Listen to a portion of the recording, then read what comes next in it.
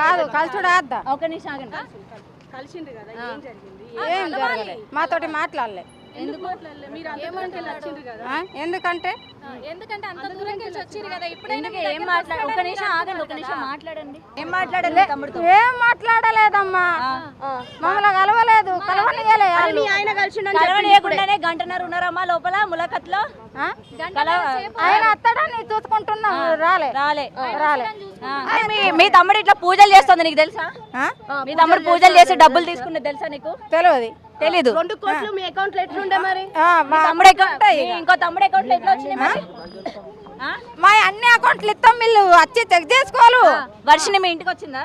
వర్షిని మీ ఇంటికి వచ్చిందా? మీ ఇంటికి వస్తా అని చెప్తుంది ఇప్పుడు మా ఇంట్లోనే ఉన్నదేమో కాదు మీ ఇంటికి తీసుకొచ్చాడంటగా మరి వర్షిని పెళ్లి చేశారంటగా మరి మీరు? ఏమో నాకు తెలియదు తెలియకుండానే మీ దగ్గరికి వచ్చానని అమ్మాయి చెప్పిందా? నాకేం తెలుసు నేను వేరే ఇంటికాడ ఉంటా కాదు ఇప్పుడు మీ తమ్ముడు చేసిన దానికి సమర్థిస్తున్నావా? మీరేమవుతారు శ్రీనివాస్ కి?